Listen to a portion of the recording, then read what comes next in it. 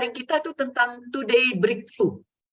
Ini tadi seperti yang disampaikan, ini adalah hari pertama, tapi bulan terakhir 2022. Jadi kita akan masuk tahun 2023.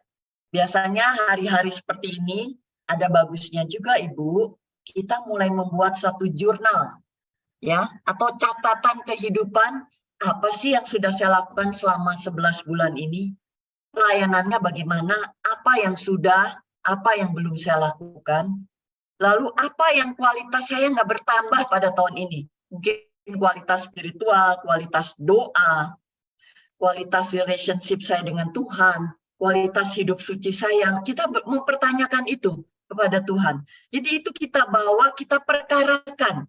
Kita perkarakan itu artinya kita coba cari tahu apakah betul kehidupan saya dalam kebenaran itu mengalami breakthrough pada tahun ini. Atau kita merasa hidup rohani saya ups and down, ups and down.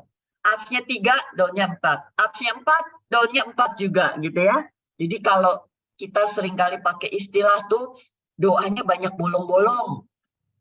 Pelayanannya nggak sepenuh hati. Jadi ups and down-nya tuh seperti itu. Nah, itu bisa menjadi catatan kita. Karena we don't know what happened tahun depan. Kita nggak tahu apakah Tuhan masih memberi kita umur. Apakah Tuhan masih memberi kita kesempatan untuk kita boleh bertumbuh dan melakukan usaha-usaha supaya terjadi breakthrough dalam kehidupan kita. Kita jadikan setiap hari itu adalah breakthrough dalam kehidupan kita. Ya, jadi kalau bulan-bulan ini banyak perusahaan tuh yang mulai bikin planning bisnis, target mereka berapa, apalagi sekarang sudah mulai bagus kondisi ekonomi, karena sudah mulai COVID sudah mulai aman, kalaupun kena COVID, gejalanya juga lebih ringan, efeknya juga lebih ringan. Jadi sekarang orang sudah mulai bikin plan untuk bisnis tuh lebih real, lebih semangat, ya. Yang mungkin dagang kue, bikin kue sudah mulai melakukan breakthrough, wah kuenya mesti diginikan. Sekarang kuliner itu nggak sekedar makan, udah dibikin suasana-suasana yang nyaman. Wah, pokoknya banyak breakthrough terjadi di dalam sisi bisnis. Itu yang terjadi saat ini, ya. Lalu kalau kita coba berpikir, ya, bahwa terobosan itu, Bu, itu nggak mungkin terjadi secara mendadak. Nggak ada terobosan yang terjadi secara mendadak. Terobosan itu harus dilakukan day by day. Makanya judulnya Today's Breakthrough. Karena breakthrough itu nggak ada yang sekonyong-konyong dan setiba-tiba. Walaupun istilahnya terobosan. Waktu saya muda, ya, pernah sih beberapa kali tapi nggak sering, itu kita masuk hutan yang masih banyak pohon-pohon yang liar, karena masuk ke hutan itu lalu kita tembus ada danau yang indah, ada pemandangan yang indah luar biasa yang nggak bisa dilihat kalau kita nggak menembus hutan. Jadi waktu saya masuk hutan itu saya ditemani orang yang memang ahli, ya, kalau enggak nanti kita bisa bahaya. Jadi dia bawa alat pisau. Ya, ketika kita jalan, pemimpin ini mulai tebang tuh pohon-pohon itu, Bu. Karena dia menghalangi jalan kita, dia tebang. Pohon-pohon itu yang menghalangi jalan atau yang ada caranya membahayakan kita, bisa menusuk badan kita, dia tebang. Itu yang dia lakukan. Saya perhatikan itu. Jadi kita jalan di belakangnya. Setelah aman, dia mendahului kita jalan, baru kita jalan. Dia menyediakan jalan setapak bagi kita. Kalau misalnya jalannya menanjak, dia mulai bikin batu untuk tangga-tangga sementara. Kalau jalannya turun, dia juga mulai pasang-pasang batu untuk pijakannya, pengikut-pengikutnya. Itu proses, ya. Ada jalan naik, ada jalan turun. Kalau ada sungai yang harus kita lewati supaya kita nggak basah, dia pasang tambang supaya kita bisa bergelayutan. Jadi seru, tapi serem juga gitu ya. Nah, itu yang kita lakukan kalau kita mau menerobos atau menembus hutan, sampai kita di satu titik kita melihat ada danau yang indah luar biasa. Beautiful, very beautiful. Airnya jernih, suasananya, sinerinya tuh tenang gitu. Dan itu bisa dilihat kalau kita udah masuk hutan itu. Gitu ya. Nah, breakthrough itu bukan terjadi sekonyong-konyong tiba-tiba mendadak terus kita bisa lihat danau. Kecuali ada demonstran yang bandel, dia menembus barikade polisi, nah itu bisa dibilang sebagai terobosan. Tapi bukan itu terobosan di dalam kehidupan rohani kita. Terobosan yang kita lakukan, kita alami, itu seperti tadi kita menembus hutan, ada prosesnya.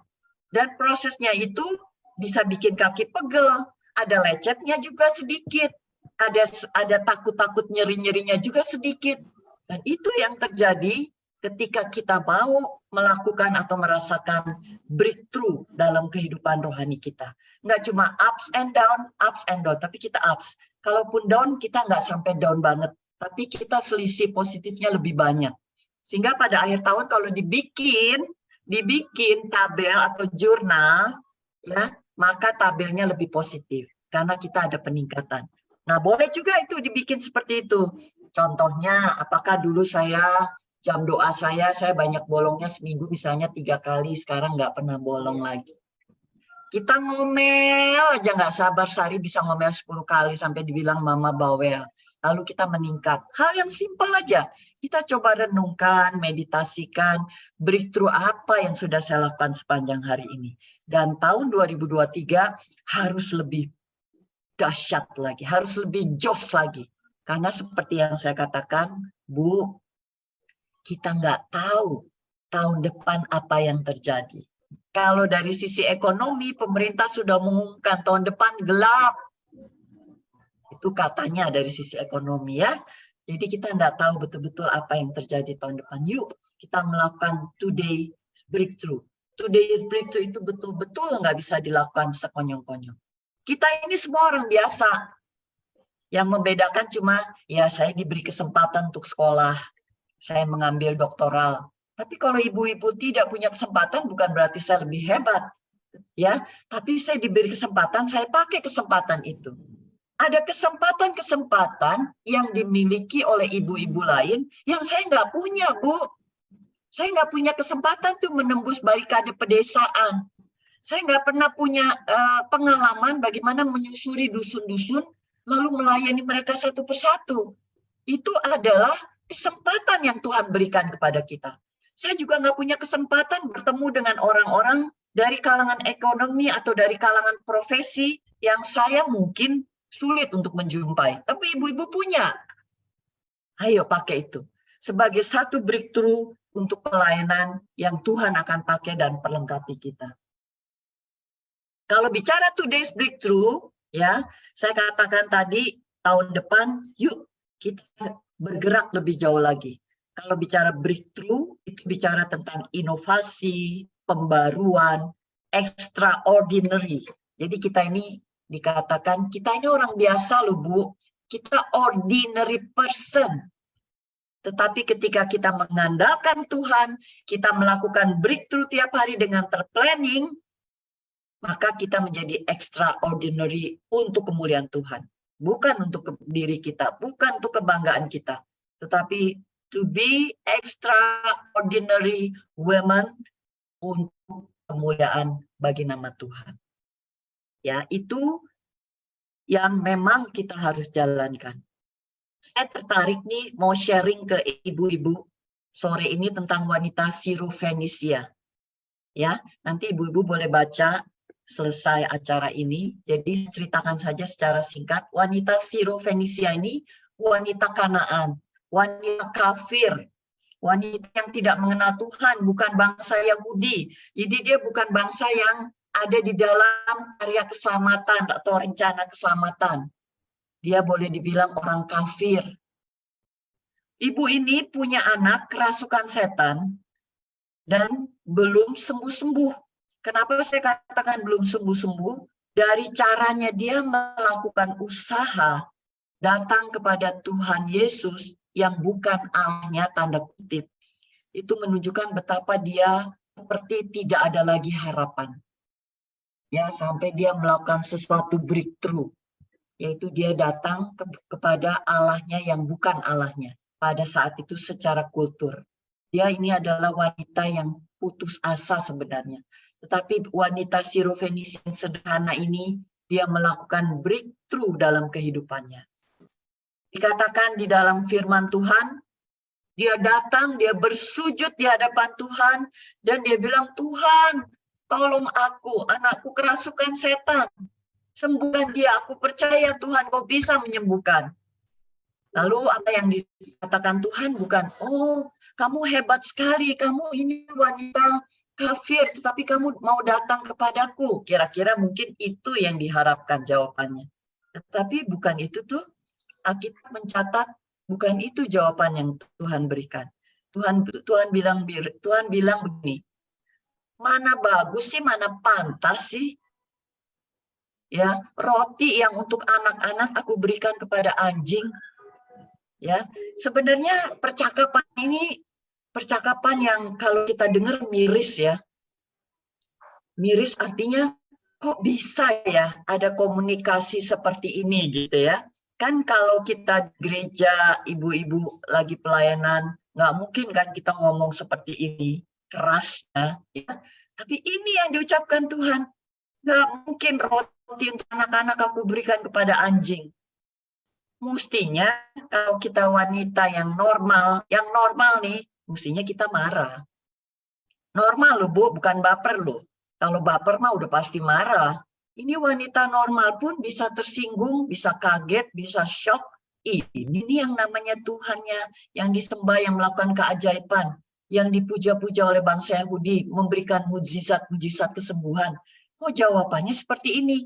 Mestinya dia kaget.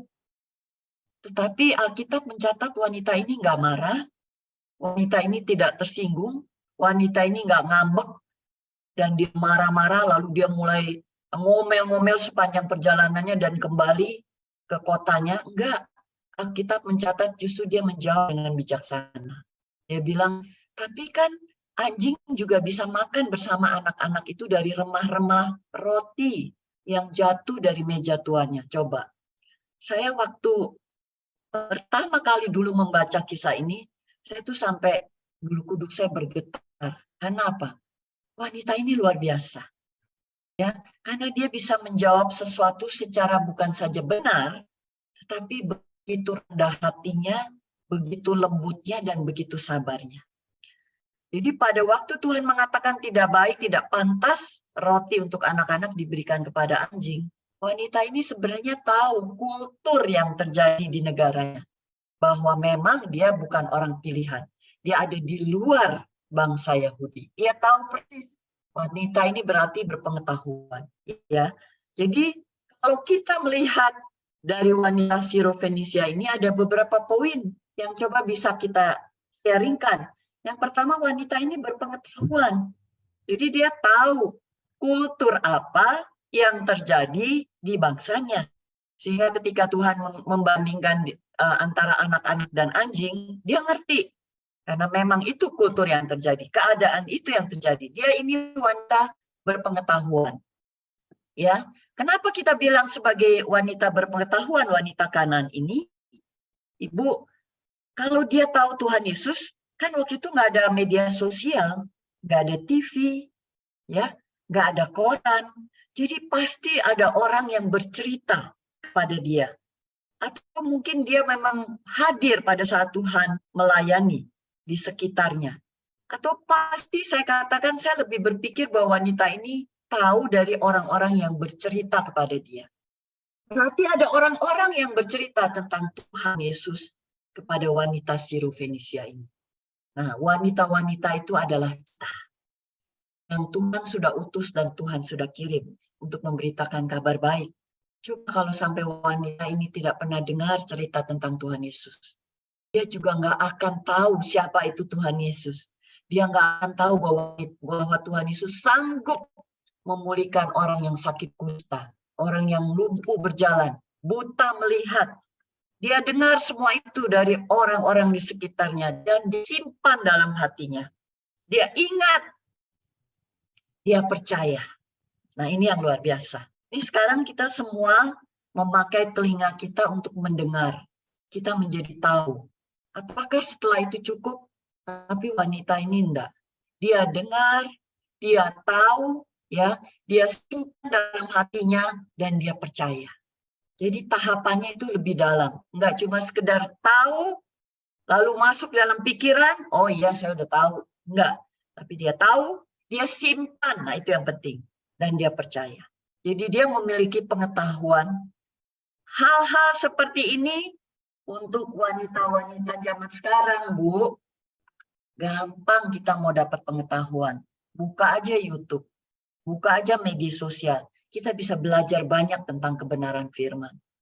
Tetapi kemarin pada waktu saya sharing media sosial dalam seminar tentang komunikasi efektif, mereka mengakui, Bu, kami ini kalau media sosial kami bisa 3-4 jam, Bu, kami buka. Tetapi kami tidak tertarik mendengar khotbah, pendalaman Alkitab, atau hal-hal sifatnya rohani.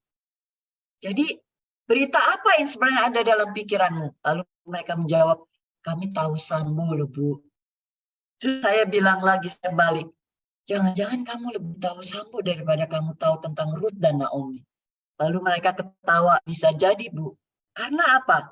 Media sosial itu sudah begitu masifnya menyerang atau mengungkung hidup kita.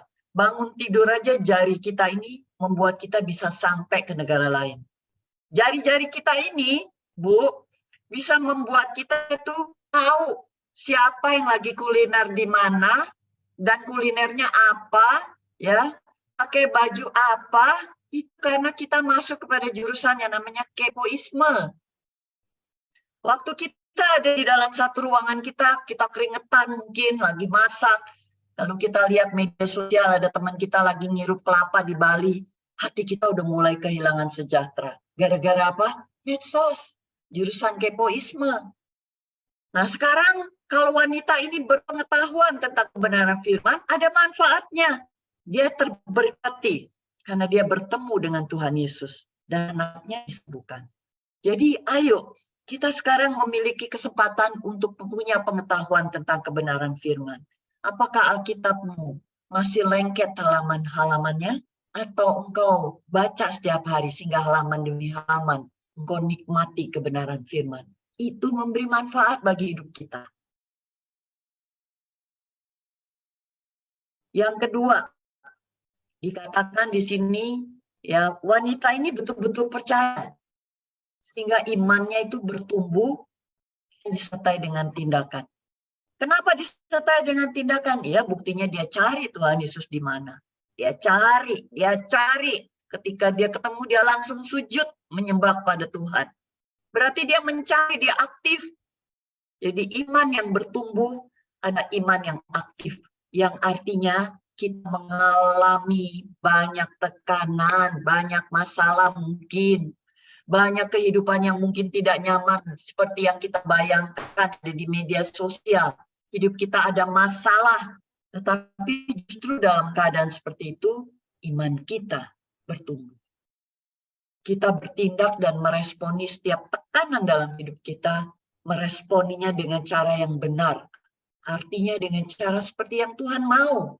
Maka di situ kita akan naik kelas. Go to the next level. Artinya bertumbuh. Namanya woman movement. Artinya ada satu gerakan yang membuat kita bertumbuh dalam kerohanian kita, dalam kedewasaan kita, dalam hidup kudus kita. Iman, percaya kepada Tuhan dengan sungguh-sungguh. Ini adalah breakthrough yang dialami oleh wanita ini. Setelah dia berpengetahuan, imannya disertai dengan tindakan. Jadi breakthrough yang terjadi timbul karena iman yang bertumbuh. Ini ada karakter yang hebat juga. Ya, ada karakter yang hebat. Aduh, ini karakter ini, ya katanya nih, kalaupun kita ikut seminar setahun, 20 kali tentang pertumbuhan karakter, tapi Allah tidak dilibatkan, Roh Kudus tidak bekerja, kita tidak membuka hati untuk mau berubah, maka nothing, tidak akan terjadi apa-apa. Tuhan tidak bisa merubah hidupmu kalau kita sendiri tidak mau diubah. Ya, jadi saya ulangi, Tuhan tidak bisa mengubah hidupmu, tidak bisa merubah karaktermu yang tetap keras, tetap angkuh, tetap sombong.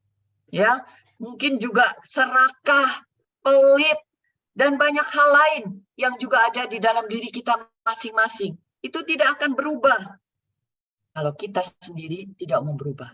Tuhan pun tidak bisa merubah kita. Jadi semua berawal dari kita membuka diri kita untuk mau dibentuk untuk mau betul-betul Tuhan poles hidup kita menjadi punya karakter yang cantik seperti wanita Sirofenisia ini. Dia rendah hati, dia juga tidak gampang tersinggung, tidak gampang baperan, dia juga tekun. Berapa banyak ibu-ibu yang meninggalkan pelayanan karena tersinggung, tidak diperhatikan. Berapa banyak ibu-ibu yang tersinggung karena dia merasa dia sudah memberikan banyak dana, sudah memberikan banyak perhatian, tapi namanya nggak disebut karena lupa pada saat diumumkan. Ya, berapa banyak ibu-ibu juga yang merasa bahwa dia nggak usah ikut lagi dalam satu pertumbuhan rohani, komunitas tertentu, karena dia tidak punya tas yang secantik kawannya. Dia tidak punya pakaian, dia merasa pantas sama seperti kawan-kawan yang lain. Jadi seringkali hal-hal yang sifatnya di permukaan, ya, yang sifatnya cuma artifisial itu justru menjadi patokan bagi kita. Jadi karakter itu, Bu, nggak ada yang bisa tahu secantik apa karakter itu. Sampai seseorang mengalami tekanan dan kita lihat respon dia seperti apa ketika dia tertekan. Di situ sebenarnya karakternya teruji. Ya, jadi kalau sekarang ini Ibu lihat kita semua cantik-cantik, nggak ada yang mukanya cembetut. Ya, tadi kan sudah menampakkan wajah tuh pada waktu buka video. Nggak ada yang wajahnya serem-serem. Tapi ketika kita di dalam keadaan under pressure, apakah kita meresponi dengan cara yang benar? Ibu, karakter ini penting, Bu. Penting. Percuma kita punya pelayanan yang hebat. Percuma kita pinter ngomong, dipakai secara nasional, internasional, ya, secara lokal, domestik, apa deh gitu ya. Percuma kalau kita tidak punya karakter yang cantik. Engkau merasa bahwa engkau memberikan dana menjadi donatur hebat dalam komunitas tertentu, tapi engkau tidak punya karakter yang cantik, segala sesuatunya tidak bisa menjadi berkat. Hari ini punya wajah cantik dan kita semua cantik, ya, mau hidungnya mancung ke dalam, mancung keluar, mau ada apa namanya, dahinya ada dagunya lebah bergantung atau mukanya bulat, nggak masalah, nggak masalah. Mau rambutnya tebal, mau rambutnya tipis, mau mungkin sekarang body kita nih udah seperti 50 tahun ke atas nih, bodinya sudah mulai langsung, nggak langsing, nggak apa-apa, Bu. Yang penting karakter kita semakin cantik, semakin dipoles oleh Tuhan, dan kita punya kerendahan hati untuk dibentuk. Ayo, itu yang terpenting untuk kita boleh bertumbuh menjadi wanita-wanita yang hebat sehingga terjadi breakthrough. Nah, jadi ada P, ada I, ada K. Jadi kita supaya gampang kita singkat aja PIK ya. PIK-nya pengetahuan, jangan lupa belajar, Bu. Jangan lupa belajar ya. Saya sering katakan, ayo baca Alkitab. Jangan sampai nggak keluar dari keluaran. Harus keluar dari keluaran. Baca secara teratur. Nikmati kebenaran firman dan hidupi.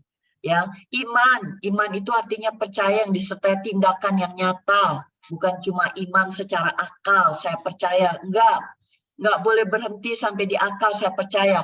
Tapi iman yang disertai dengan tindakan. Karakter, ya, karakter ini penting banget, karakter yang harus terus dipercantik. Kalau memang ini kita nikmati PIK ini, akan terjadi terobosan. Dan terobosan itu adalah mujizat seperti yang dialami oleh wanita Sirofenisia ini. Coba kita lihat, ya. Ini saya sering katakan di dalam seminar atau di dalam khotbah, kita tuh semua dikasih Tuhan untuk mendengar secara fisik, hearing. Ya, lalu kita mengerti, ya, kita mengingat.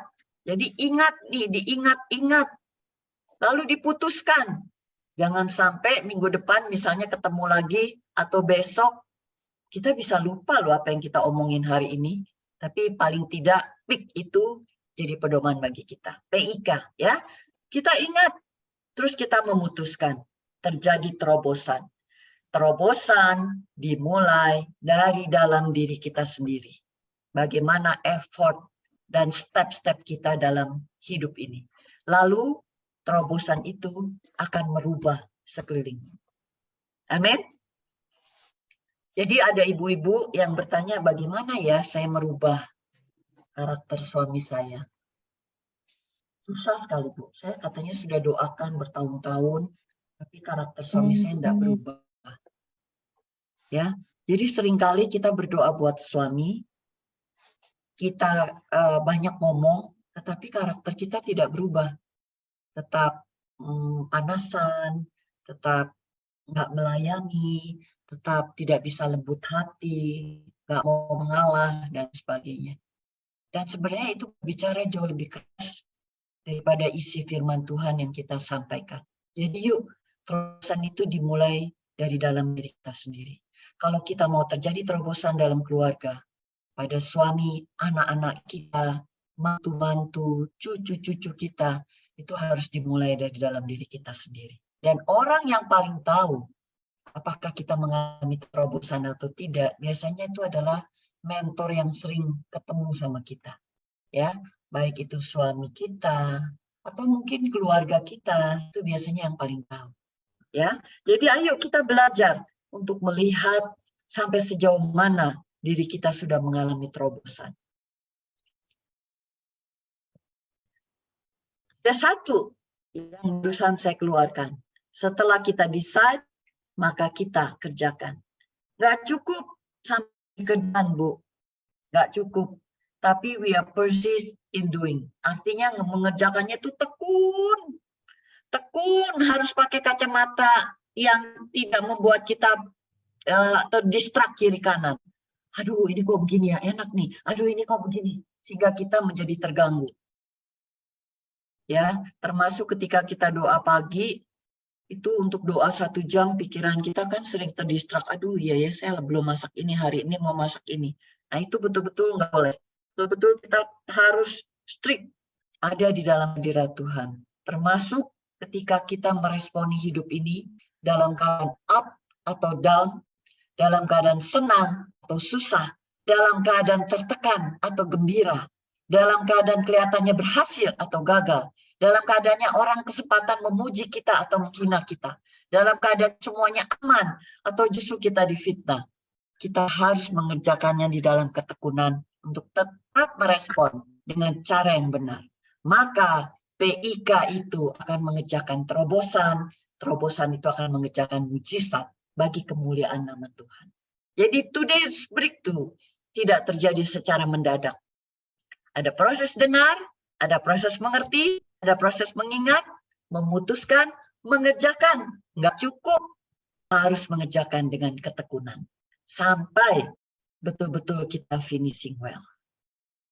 Ya, di 2 Timotius dikatakan segala tulisan yang diilhamkan Allah itu memang bermanfaat. Waduh, ini luar biasa firman Tuhan ini. Ya, bermanfaat untuk mengajar. Bermanfaat apa? Menyatakan kesalahan, memperbaiki kelakuan, mendidik orang dalam kebenaran. Saya tanya sekarang kepada ibu-ibu, buku apa yang bisa seperti ini hebatnya? Gak ada, Bu. Gak ada. Kadang-kadang saya pada saat kuliah psikologi, saya mengambil kuliah psikologi S3, itu ada teori-teori dari profesor, dari orang pinter. Itu saya sering ngomong ke teman-teman saya atau ke dosen saya. Apa yang diajarkan tidak lebih hebat dari apa yang diajarkan firman Tuhan. Di Amsal, di Mazmur, waduh tuh luar biasa. Jos banget pendidik kita. Makanya segala tulisan yang diilhamkan Allah itu bagus untuk mengajar. Ajarin kita lebih hebat dari guru apapun. Menyatakan kesalahan. Coba, kesalahan kita dikasih tahu. Sampai hal yang sekecil apapun. Yang orang lain nggak tahu. Itu tersimpan dalam di hati saya, di lapis-lapis paling dalam. Tapi saya tahu karena Roh Kudus memberitahu. Memperbaiki kelakuan, mendidik orang dalam kebenaran. Nah, hasilnya adalah wanita-wanita yang berkarakter ilahi. Sehingga wanita-wanita inilah yang diberi porsi untuk melakukan breakthrough bagi kemuliaan nama Tuhan. Jadi ayo, mari kita berpengetahuan, belajar kebenaran firman. Iman timbul dari pendengaran dan pendengaran oleh firman Allah. Jadi setiap kesempatan seperti ini, Bu, kalau ibu-ibu nggak kemana-mana, betul-betul nggak ada meeting, mari bergabung di Women Movement. Acaranya bisa on-site, bisa online, live streaming seperti ini. Ayo kita pakai telinga kita ini betul-betul mendengar kebenaran firman, supaya iman kita naik ke level yang lebih tinggi. Ya, dan dikatakan di sini, karakter itu betul-betul merubah dunia. Wow, dunia apa? Dunia ada di sekitar kita. Jadi kalau kita mau jadi hebat, mulailah dari diri kita memiliki karakter yang baik. Ingat PIK, berpengetahuan, iman yang hidup bergerak, ya. Kemudian karakter yang betul-betul bertumbuh. Dan dikatakan di dalam Matius 15 ayat 28, hai ibu, besar imanmu, maka jadilah kepadamu seperti yang kau kehendaki. Dan seketika itu juga anaknya sembuh. Luar biasa. Ini terobosan yang luar biasa. Betapa ibu ini putus asa sampai dia cari jalan keluar yang sebenarnya melanggar kultur. Tapi dia lakukan untuk kesembuhan anaknya. Sampai terjadi terobosan. Dan betapa bahagianya kalau Tuhan Yesus bilang, hai Juliana, hai Ibu Ningsi, hai Ibu Ruth, hai Ibu Refli, dan ibu-ibu kekasih lainnya, besar imanmu. Jadilah kepadamu seperti yang kau kehendaki. Artinya apa yang menjadi kerinduan kita Tuhan penuhi. Dan seketika itu juga anaknya sembuh. Dan seketika itu juga apa yang menjadi beban kita Tuhan gantikan dengan sesuatu jawaban yang luar biasa. Dan hari ini breakthrough itu sudah menjadi bagian kita dan kita akan mengalami mujizat yang luar biasa. Itu harus dimulai dari diri kita sendiri. Ya, dan breakthrough itu juga harus, Bu, jangan puas dengan diri sendiri. Pokoknya semua untuk saya, semua untuk saya. Ya, Tuhan bilang, ya, kalau aku ada di bumi, aku tidak menjumpai ada iman di bumi.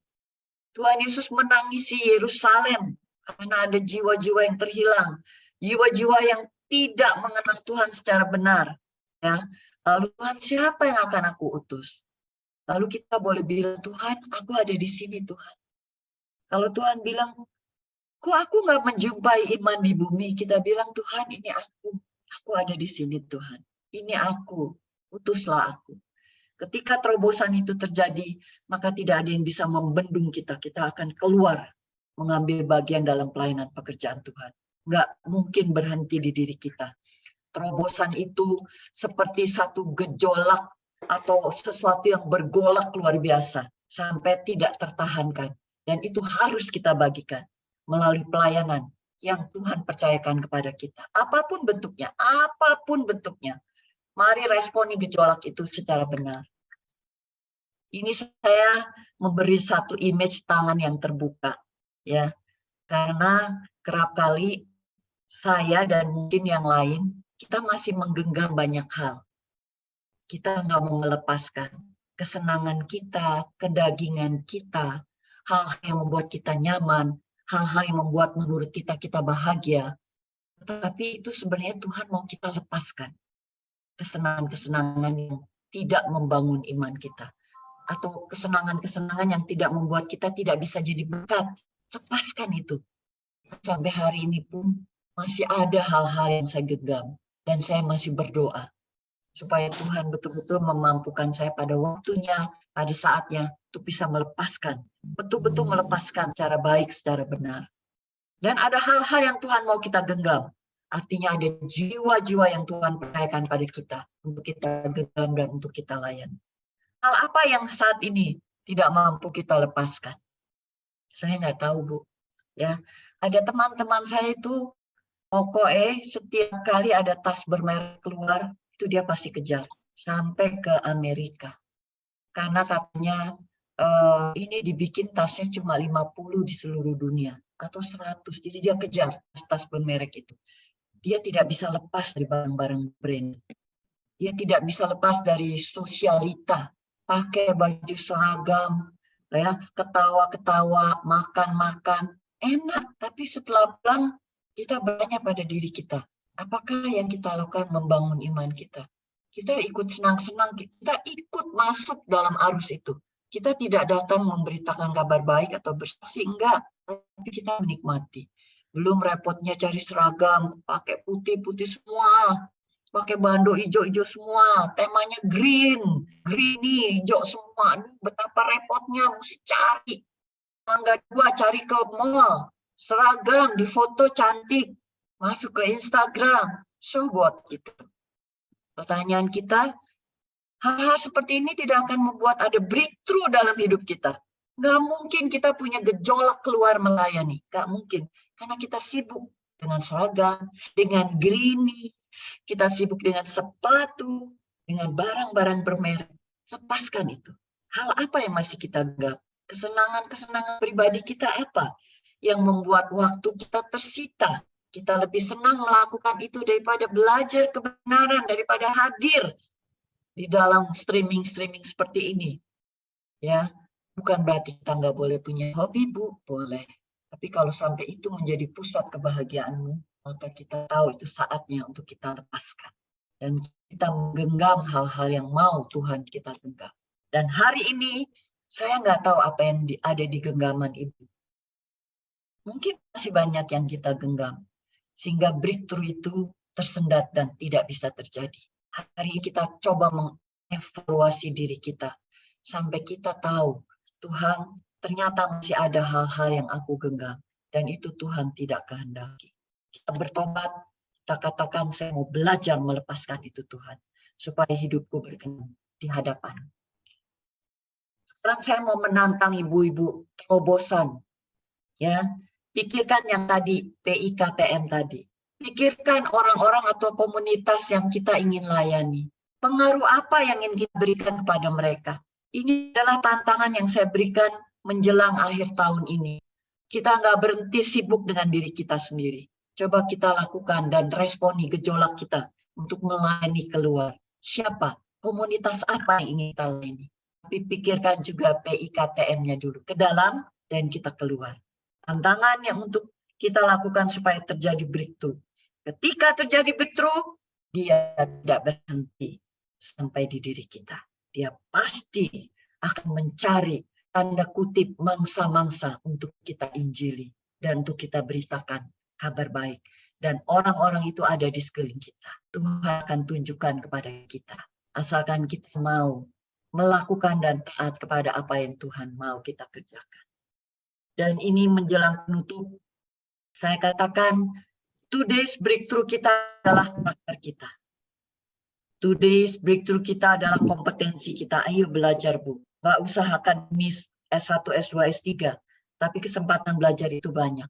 Today's breakthrough itu adalah atur pola pikirmu. Pola pikir kita diatur dengan mengisi dengan kebenaran firman. Today's breakthrough kita bukan sesuatu yang terjadi secara sekonyong-konyong dan mendadak. Tapi today's breakthrough kita adalah day by day kita mulai dari bangun tidur. Apa yang kita ucapkan, kita pikirkan, kita lakukan, kita rasakan. Itu adalah breakthrough kita tiap hari. Today's breakthrough kita tindakan kita.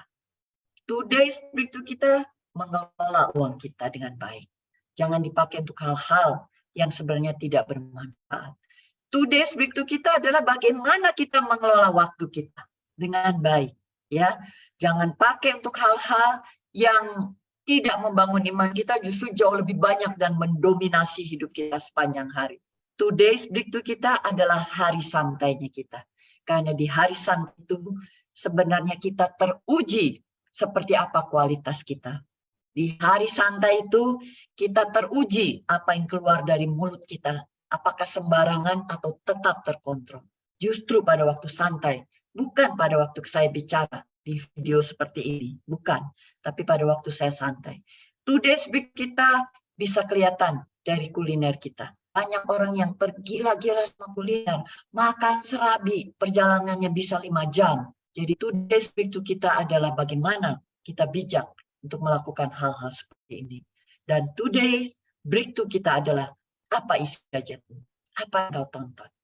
Hari ini saya menantang ibu-ibu.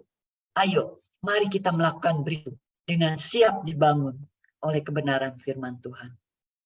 Kalau tidak ada breakthrough, maka kita tidak akan melihat bagaimana keajaiban Tuhan datang ke dunia, menyelamatkan manusia yang berdosa, menjadi manusia-manusia yang berharga di mata Allah. Ada breakthrough. Breakthrough itu bisa terjadi karena ada ketersediaan hati, hidup seorang wanita yang bernama Maria. Dia diberikan karunia Allah, tetapi jalan hidupnya tidak mulus seperti jalan tol. Susah, hamil besar mesti pergi, ikut sensus ke kota asal. Waktu punya anak mesti lari ke Mesir, balik lagi. Ya, dia dikatakan mendapat karunia Allah, tetapi hidupnya juga tidak seperti yang kita bayangkan, nyaman, terhormat. Jadi breakthrough, ada harga yang mesti dibayar.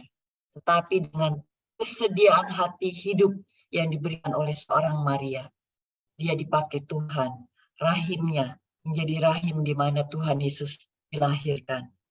Dan di sini kita mengalami di Natal ini, bagaimana breakthrough kelahiran Tuhan Yesus kita nikmati sebagai anugerah yang terbesar dalam hidup kita. Dan pada akhirnya kita juga boleh berkata seperti Tuhan berkata, it is finished. It is done. Sudah selesai. Sampai kita dipanggil Tuhan, yang menjemput kita adalah Tuhan Yesus. Dan kita berkata, Tuhan, it is finished. Tuhan sudah selesai. Kalau kita nggak tahu kapan hari terakhir kita, maka kita harus tahu bahwa hari breakthrough kita adalah today. Dan hari finish kita adalah hari ini. Sehingga kita ready setiap saat. Karena kita nggak tahu kapan. Jadi kita tahu hari ini, sekarang saya harus siap. Dan saya katakan today's breakthrough. Dan kita katakan today's finish. Artinya kita siap anytime. Amin. Saya akhiri dulu sharing saya yang sudah hampir 1 jam.